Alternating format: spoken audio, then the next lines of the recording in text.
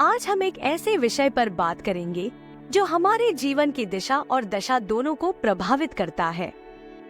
जीवन में सही फैसला कैसे लें?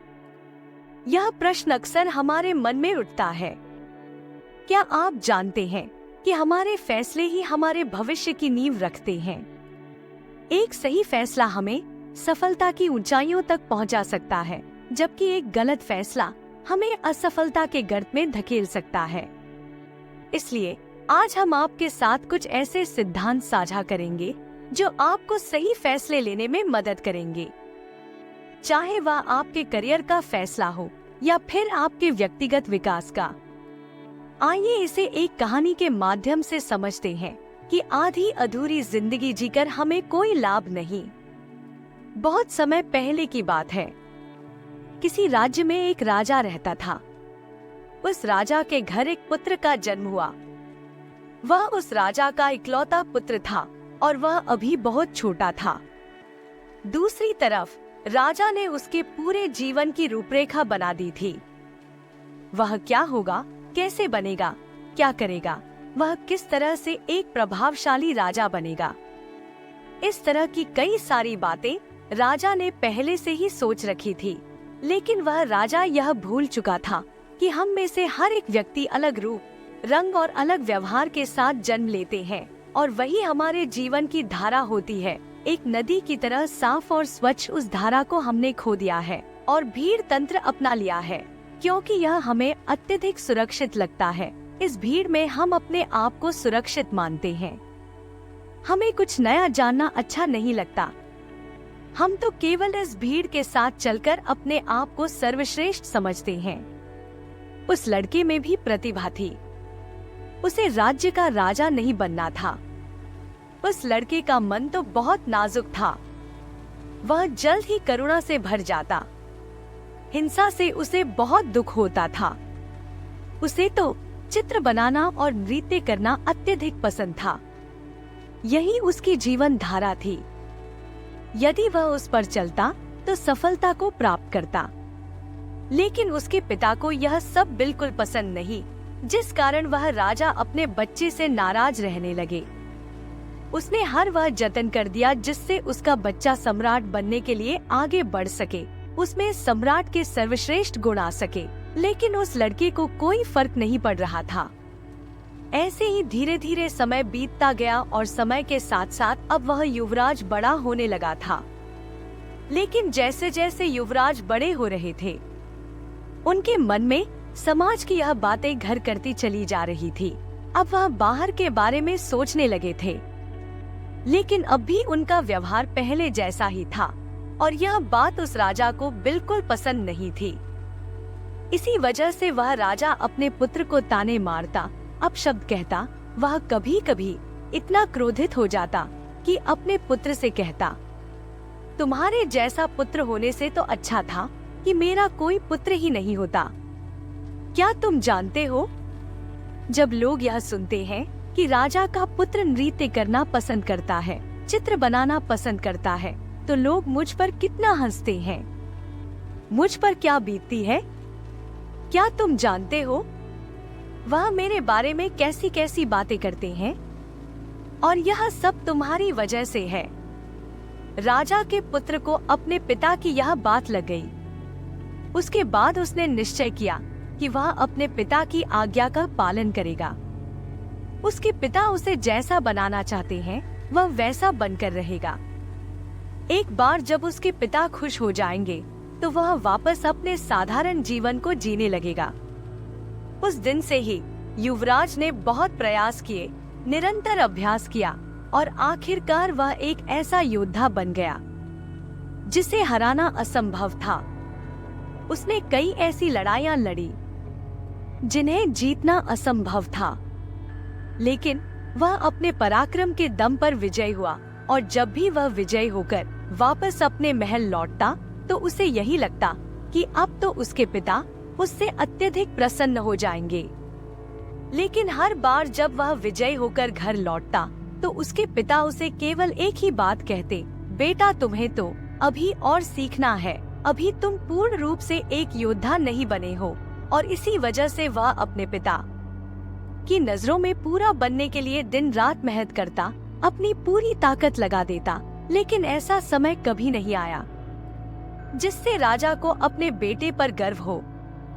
और धीरे धीरे वह पुत्र अपने आप को भुला चुका था कि वह क्या है और वह क्या करना चाहता है। धीरे धीरे उसके अंदर की करुणा क्रूरता बन चुकी थी। दोस्तों, हमारे साथ भी हमारे जीवन में कुछ ऐसा ही होता है। लोगों की परवाह करते करते, जिम्मेदारियां निभाते निभाते हम अपने आप को ही भूल जाते हैं और एक ऐसी जिंदगी को अपना लेते हैं जो हमारी है ही नहीं। लेकिन सबसे खुशकिस्मत तो वह लोग होते हैं जो सही मायने में अपना जीवन जीते हैं। वह वही करते हैं जो वह करना चाहते हैं। एक दिन वह युवराज अपने राज्य में भ्रमण कर रहा था कि तभी उसकी नजर एक युवती पर पड़ी और वह युवती अत्यधिक सुंदर थी, जिसके प्रति वह युवराज आकर्षित होते चले जा रहे थे। उस युवती को देखकर युवराज के मन में प्रेम उमड़ने लगा। उन्होंने उस युवती को अपने राजमहल बुलाया और उस युवती के सामने उन्होंने तरह तरह के हीरे जवाहरात के ढेर लगा दिए और फिर उस युवती से कहा, मैं तुमसे प्रेम करता हूँ और मैं तुमसे विवाह करना चाहता हूँ। यह जो कुछ भी तुम देख रही हो, यह सब तुम्हारा है। बस मेरे विवाह के प्रस्ताव को स्वीकार कर लो। इस पर वह युवती क्रोधित होकर युवराज से कहती है, हे युवराज, मैं आपसे प्रेम नहीं करती। भला यह कंकड़ पत्थर लेकर मैं क्या करूँगी? यदि आप सच में मुझसे प्रेम करते हो तो मुझे आपकी सबसे प्रिय चीज चाहिए। क्या आप मुझे दे सकोगे? इस पर वह युवराज कहता है, सुंदरी, जो कुछ तुम चाहो वह मैं तुम्हें देने के लिए तैयार हूँ। इस पर युवती कहती है, हे युवराज, मुझे आपका यह राजमहल, यह राजपाट, यह शानो शौकत नहीं चाहिए। मैं तो एक साधारण सी युवती हूँ और मैं आपसे भी यही चाहती हूँ। क्या आप मेरे साथ एक साधारण व्यक्ति बनकर जीवन व्यतीत कर सकेंगे? अपना यह राजपाट, यह शानो शौकत क्या आप छोड़ सकेंगे? उस युवती की यह बात सुनकर वह युवराज बहुत सोच में पड़ गया और उस युवराज को देखकर वह युवती हंस पड़ी और कहने लगी, युवराज, यह आपकी धन दौलत, आपका साम्राज्य हमारे जीवन में कुछ नहीं। धन दौलत, मान सम्मान, पद प्रतिष्ठा ही प्रेम की कसौटी बन जाता है। आपने तो देखा ही होगा, जिसके पास जितनी ज्यादा धन दौलत होती है, मान सम्मान होता है, पद प्रतिष्ठा होती है, लोग उसे ही अधिक प्रेम करते हैं, उसकी अधिक फिक्र करते हैं, हमेशा उसके साथ खड़े रहकर उसका सम्मान करते हैं। लेकिन यह सब सच नहीं होता। वास्तविक तौर पर तो वे लोग उस धन दौलत के अधीन होते हैं, उस धन दौलत का सम्मान कर रहे होते हैं, उस राजपाट का, उस पद प्रतिष्ठा का, उस मान सम्मान का आदर कर रहे होते हैं। वे लोग उसकी वाह कर रहे होते हैं, उसी की प्रशंसा कर रहे होते हैं, जो कि एक दिखावा और एक झूठ है। और इन सभी झूठों के पीछे हम अपना पूरा जीवन यूं ही व्यतीत कर देते हैं। हम सब इनके पीछे भागते रहते हैं, फिर चाहे वह गरीब हो या अमीर। लेकिन आखिरी सांस तक ना तो कोई गरीब से प्रेम करना चाहता है और ना ही उसकी कोई फिक्र करता है। लेकिन यदि आप किसी को धन दौलत, मान सम्मान, पद प्रतिष्ठा दिखाएंगे तो वह अवश्य ही आपकी झूठी तारीफ करेगा और वह आपका झूठा सम्मान भी करने के लिए तैयार रहेगा। वह आपसे केवल इसलिए जुड़ा रहेगा क्योंकि उसे वे सारी चीजें पसंद हैं, ना कि आप। उस युवती की यह सारी बातें सुनकर युवराज एक बार फिर से कुछ देर के लिए सोच विचार करने लगते हैं और कुछ देर बाद वह उस युवती से कहते हैं, मैं तुम्हारे साथ चलने के लिए तैयार हूँ, जैसा तुम चाहती हो।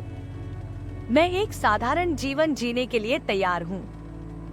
बस मैं अपने माता पिता को इसकी सूचना देना चाहता हूँ, अपने माता पिता से आज्ञा लेना चाहता हूँ। जैसे ही सम्राट को यह पता चला कि युवराज यह राज्य छोड़कर जा रहे हैं और वह भी एक साधारण सी लड़की के लिए, उसने तुरंत ही अपने सैनिकों को आदेश दिया कि उस लड़की और युवराज को बंदी बनाकर राज दरबार में पेश किया जाए। सैनिकों ने बिल्कुल ऐसा ही किया। उन्होंने उस लड़की और युवराज को बंदी बनाकर राज दरबार में प्रस्तुत किया। उधर दूसरी तरफ सम्राट ने उस लड़की को जासूसी के आरोप में मृत्यु दंड दे दिया। वह राजा यह भूल चुका था कि जब हमारे हाथों में शक्ति होती है, हमारे हाथों में ताकत होती है, तो हम न्याय और अन्याय के बीच का अंतर भूल जाते हैं। हमें तो केवल बस यही लगता है कि हम जो कुछ कर रहे हैं वही सही है। हम अपने आप को सर्वशक्तिमान समझने लगते हैं। इस मृत्युदंड के बारे में सुनने के बाद वह लड़की डर गई और राजा से कहती है, हे राजन, इसमें मेरा क्या दोष है? इसमें मैंने क्या किया है? आपके ही पुत्र युवराज ने मुझे यहाँ पर आने का अनुग्रह किया था और मैं उनकी ही विनती पर यहाँ आई थी। इसलिए मुझे मृत्यु दंड देने का आपको कोई अधिकार नहीं। उधर दूसरी तरफ युवराज भी अपने पिता को समझाने का हर संभव प्रयास करते हैं, लेकिन उसके पिता मानने को तैयार नहीं थे। उसने अपने पिता से कहा, पिताजी, यदि आप इस लड़की को छोड़ देंगे तो आप जैसा कहेंगे मैं वैसा ही करूँगा। यह बात सुनकर वह सम्राट अत्यधिक प्रसन्न हुआ और उस लड़की को जाने दिया। उसके बाद उस सम्राट ने अपने राजकुमार का विवाह राजकुमारी के साथ किया। वह राजकुमारी बहुत ही महत्वाकांक्षी थी। वह जल्द से जल्द इस राज्य की महारानी बनना चाहती थी और इसके लिए युवराज के पिता का मरना जरूरी था, अर्थात युवराज के पिता का मृत्यु को प्राप्त करना आवश्यक था। आगे वह राजकुमारी युवराज से कहती है, आपके पिता बूढ़े हो चुके हैं, अब आपको ही इस राज्य भार को संभालना चाहिए। वह इतने बूढ़े हो चुके हैं कि उनसे यह राजपाट नहीं संभलता। वह उसे ठीक से नहीं चला पा रहे हैं और वह अब उसके काबिल भी नहीं है। बुढ़ापे में अक्सर ऐसा ही होता है। हम किसी भी कार्य को ठीक ढंग से नहीं कर पाते। हमारे लिए हर कार्य बोझ बन जाता है। राजकुमारी की यह बात सुनकर युवराज भी राजकुमारी की बातों से सहमत हो जाता है। युवराज को तो यह पता ही नहीं था कि मन ही मन वह अपने पिता से नाराज है और मन ही मन वह अपने पिता के खिलाफ क्रोध को पाल रहा है। वह तुरंत ही अपने पिता के पास गया। उसने राजा से कहा, पिताजी, अब आप बूढ़े हो चुके हो और आपको अब आराम करना चाहिए। आप मुझे सम्राट घोषित कर दो। अब से मैं इस राज्य भार को संभालूं। इस पर वह सम्राट युवराज से कहता है, बेटा, तुम अभी इस काबिल नहीं हुए हो कि मैं तुम्हें यह पूरा राज्य भार सौंप दूं। तुम जिस दिन इसके काबिल हो जाओगे, मैं तुम्हें स्वयं ही इस राज्य का सम्राट घोषित कर दूंगा।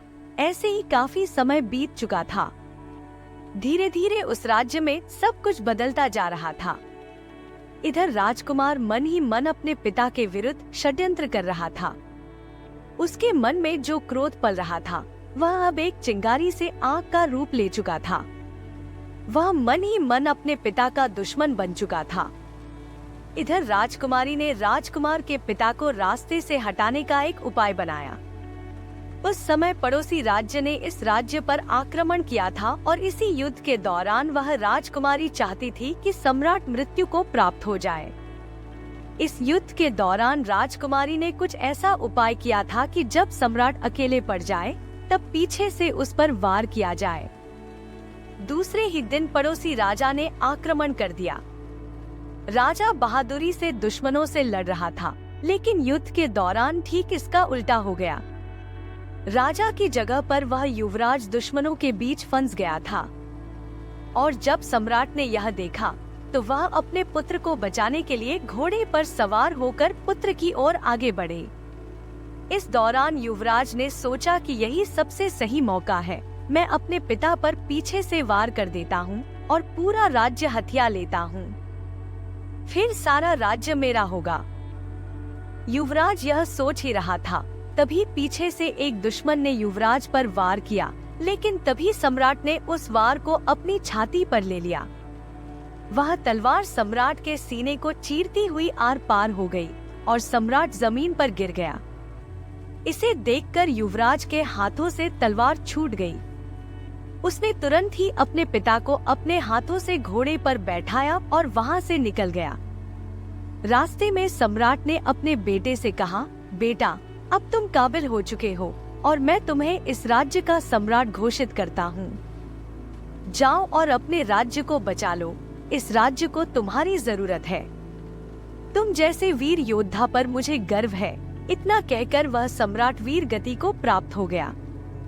अपने पिता के मुख से यह सारी बातें सुनकर राजकुमार बहुत दुखी हो गया। उसके मन में जो क्रोध था वह पूरी तरह से करुणा में बदल गया। तब उसे एहसास हुआ कि वह अपने पिता से प्रेम करता है, नफरत नहीं। उसे अपनी गलती पर पछतावा होने लगा और वह तुरंत ही वापस युद्ध भूमि पर लौटा। उसने काफी बहादुरी से युद्ध को लड़ा और अपने पिता की याद में इस युद्ध को तो जीत लिया, लेकिन अपने आप से हार गया। युद्ध को जीतने के बाद वापस महल लौटकर वह बहुत परेशान था, क्योंकि राजकुमारी ने जो राजा के खिलाफ षड्यंत्र रचा था, राजकुमार ने राजकुमारी को आजीवन कारावास का दंड दे दिया। कुमार बहुत दुखी था। वह स्वयं को भी सजा देना चाहता था। वह इस राज्य का सम्राट बनकर अब खुश नहीं था, न ही उसके मन में कोई इच्छा रह गई थी। एक दिन वह अपने राज्य का भ्रमण कर रहा था कि तभी रास्ते में उसने एक व्यक्ति को देखा जो रास्ते में नाच रहा था और उसने एक नारंगी चोगा पहन रखा था। यह देखकर युवराज उस व्यक्ति के पास गया और उस व्यक्ति से कहने लगा, आप कौन है और नाच क्यों रहे हो? इस पर वह व्यक्ति कहता है, मैं कौन हूँ? यही तो मैं जानना चाहता हूँ। मुझे नहीं पता कि मैं कौन हूँ। क्या मैं तुम्हें जानता हूँ? तुम कौन हो? इस पर वह युवराज कहता है, मैं इस राज्य का सम्राट हूँ। इस पर वह व्यक्ति कहता है, मुझे भी ऐसा ही लगता था कि मैं इस राज्य का सम्राट हूँ, लेकिन बाद में पता चला कि मुझसे बड़ा भिखारी तो और कोई नहीं है। इस पर युवराज कहता है, आप समझ नहीं रहे, मैं वास्तविक तौर पर इस राज्य का सम्राट ही हूँ। इस पर वह व्यक्ति कहता है, हाँ मैं जानता हूँ कि इस राज्य के सम्राट तुम हो, लेकिन कभी इस राज्य का सम्राट मैं भी था और मैंने ही अपने हाथों तुम्हारे पिता को यह राज्य सौंपा था और तुम्हारे पिता मेरे सेनापति हुआ करते थे। और तुम्हें और तुम्हारे पिता को यह तक नहीं पता होगा कि जिस लड़की के लिए तुमने अपना घर बार छोड़ना चाहा था, जिस लड़की को तुम्हारे पिता ने मृत्यु दंड देना चाहा था, वह पुत्री मेरी ही है। यह सुनकर वह युवराज उस व्यक्ति के चरणों में गिर पड़ा और कहने लगा, मैंने अपने पिता से आपके बारे में बहुत कुछ सुना है। अब आप ही मुझे बताइए कि मैं आगे क्या करूं? मुझे अब इस राज्य में कोई मन नहीं है और ना ही मैं कोई सम्राट बनना चाहता हूँ। व्यक्ति उस सम्राट के हाथों को पकड़ लेता है और उसे एक ऐसी जगह ले जाता है जहाँ पर एक विशाल वृक्ष था। उस वृक्ष की ओर इशारा करते हुए वह व्यक्ति सम्राट से कहता है, बेटा उस वृक्ष को देखो, इस वृक्ष की तरह सम्राट बनो। इस वृक्ष पर कई तरह के प्राणी वास करते हैं, लेकिन यह वृक्ष कभी उन्हें हटाता नहीं है, बल्कि उनका ख्याल रखता है, सबकी रक्षा करता है और सबको भोजन भी देता है। और यह वृक्ष हम जैसे पापी इंसानों को भी अपनी छांव में छाया अवश्य देता है। और इतना सब कुछ करने के बाद भी इस वृक्ष का भार कभी बढ़ता नहीं है। बेटा उस वृक्ष को देखो, इस वृक्ष की तरह सम्राट बनो। इस वृक्ष पर कई तरह के प्राणी वास करते हैं, लेकिन यह वृक्ष कभी उन्हें हटाता नहीं है, बल्कि उनका ख्याल रखता है, उनका ध्यान रखता, सबकी रक्षा करता है और सबको भोजन भी देता है। और यह वृक्ष हम जैसे पापी इंसानों को भी अपनी छांव में छाया अवश्य देता है। और इतना सब कुछ करने के बाद भी इसे रत्ती भर भी अहंकार नहीं है। यही इस राज्य का असली सम्राट है। लोगों को धोखा देना, लोगों को मारना, युद्ध की नीतियां बनाना, खून बहाना, लोगों की जान लेना, यह सम्राट का असली कार्य नहीं है।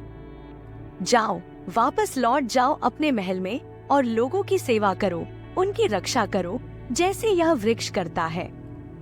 तब तुम सही मायने में एक असली सम्राट बन पाओगे। केवल लोगों को दिखाने के लिए नहीं, अपने आप को पहचानो, अपनी खुशी को पहचानो, जिसमें तुम्हें खुशी मिलती है वह कार्य करो। हम सब तो भटक चुके हैं और इस काल्पनिक दुनिया में यूं ही भटकते चले जा रहे हैं, जहां हर कोई हर किसी को बांधना चाहता है, अपने कब्जे में रखना चाहता है, अपने नीचे रखना चाहता है। जब तुम ध्यान से अपने आप को देखोगे, अपने आप को समझोगे, तब तुम्हें यह एहसास होगा कि हमारे विचार हमारे हैं ही नहीं, हमारी सोच हमारी है ही नहीं। दोस्तों, हमारे जीवन में भी कुछ ऐसा ही होता है। हमारे आसपास ऐसे बहुत से लोग होते हैं जो हमें हमेशा कुछ अच्छी तो कुछ कड़वी बातें कहते ही रहते हैं और उनकी हर बात हमें आईना सा दिखा जाती है। लेकिन हम ऐसे लोगों को ढूंढते रहते हैं जो हमारी हमें हाँ मिला सके, वह हमारी गलती को गल ना कहे। और ऐसे लोग हमें बहका सकते हैं क्योंकि हम पहले से ही बहकने के लिए तैयार बैठे हैं। जो भी कुछ हम कह रहे हैं, जो भी कुछ हम कर रहे हैं, वह सब सही है। हम कुछ ऐसे लोग चाहते हैं जो हमारे इस हाँ में हाँ मिला सके और हमारा साथ दे सके। दोस्तों, आपने आज के इस वीडियो से क्या सीखा, वह मुझे आप कमेंट में बता सकते हैं। इसी के साथ में उम्मीद है कि आपको आज की वीडियो पसंद आई होगी, तो इस वीडियो को उस इंसान को शेयर करें जिससे यह कहानी सुनने की जरूरत है, और उसी के ठीक बाद चैनल को सब्सक्राइब करें। तो चलिए फिर मिलते हैं ऐसी एक और नई वीडियो में एक नए मैसेज के साथ। तब तक के लिए अपना ख्याल रखें। धन्यवाद।